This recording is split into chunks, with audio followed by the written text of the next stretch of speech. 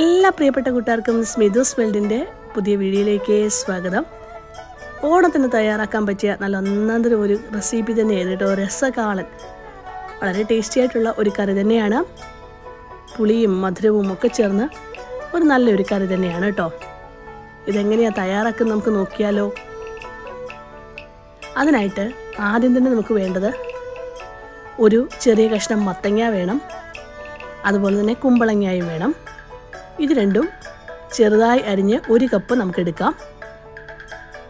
ഞാനിപ്പോൾ ഒരു കപ്പ് കുമ്പളങ്ങ ഒരു പാത്രത്തിലേക്ക് ഇട്ട് കൊടുത്തിട്ടുണ്ട്, പാലിലേക്ക് ഇട്ട് കൊടുത്തിട്ടുണ്ട്. അതിനോടൊപ്പം തന്നെ ഒരു കപ്പ് മത്തങ്ങയും കൂടെ ചേർത്ത് കൊടുത്തിട്ടുണ്ട്. ഞാൻ ഈ ഒരു വലിപ്പത്തിലാണ് കഷ്ണങ്ങൾ അരിഞ്ഞെടുത്തത് കേട്ടോ.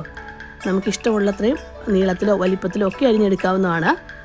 ഇതിലേക്ക് ആവശ്യത്തിന് ഉപ്പ് ചേർത്ത് കൊടുക്കുക. 1/2 ടീസ്പൂൺ മഞ്ഞൾപ്പൊടിയും കൂടെ ചേർത്ത് ആവശ്യത്തിന് വെള്ളവും ഒഴിച്ച് നമുക്ക് വേവിക്കാൻ വെക്കാവുന്നതാണ്. ഇനി നമുക്ക് ഇതിനകത്തേക്ക് തൈര് ചേർത്ത് കൊടുക്കാനുണ്ട്. തൈരിനധികം പുളിയില്ലാത്ത തൈരാണെങ്കിൽ ചെറുനാരങ്ങ വലിപ്പമുള്ള ഒരു വാളൻ പുളി എടുക്കുക. അതിലേക്ക് 1/2 കപ്പ് വെള്ളം ഒഴിച്ച് നന്നായിട്ടൊന്ന് പുളി പിഴിഞ്ഞെടുക്കുക. നല്ല പുളിയുള്ള തൈരാണെങ്കിൽ ഈ ഒരു വാളൻ പുളി ചേർക്കണമെന്ന് നിർബന്ധമില്ല. ഇപ്പം ഏകദേശം കഷ്ണങ്ങളൊക്കെ ഒരു 1/4 വേവായി വന്നിട്ടുണ്ട്. ഈ സമയത്ത് ഞാൻ ഈ പിഴിഞ്ഞു വെച്ചിരിക്കുന്ന പുളിവെള്ളം അതിലേക്ക് ഒഴിച്ചു കൊടുക്കുവാണ്. എന്നിട്ട് ബാക്കിയും കൂടെ നമുക്ക് വേവിച്ചെടുക്കാം.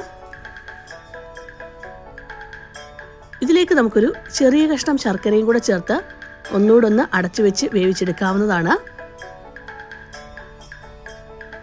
ഇനിയും ഇതിലേക്ക് നമുക്ക് ചേർത്ത് കൊടുക്കാനായിട്ട് ഞാൻ അടുപ്പത്തേക്കൊരു പാൻ വെച്ചു. അതിൽ വെളിച്ചെണ്ണ ഒഴിച്ചു കൊടുത്തു.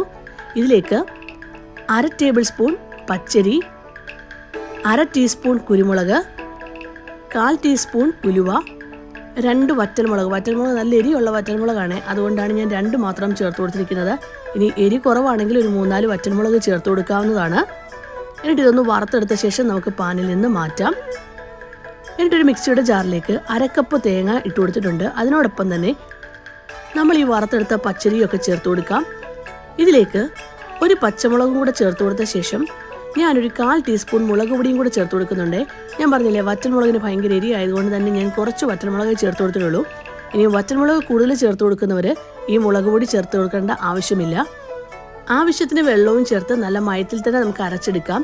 എന്നിട്ട് ഈ കഷ്ണങ്ങളെല്ലാം വെന്ത ശേഷം അതിലേക്ക് ഈ അരപ്പ് ചേർത്ത് കൊടുത്ത് നന്നായിട്ടൊന്ന് തിളപ്പിച്ചെടുക്കണം. ഇപ്പം ഈ ഒരു കറി നല്ലതായിട്ട് തിളച്ചു വന്നിട്ടുണ്ട്. ഈ ഒരു സമയത്ത് ഞാൻ തീ ഓഫ് ചെയ്യുവാണേ.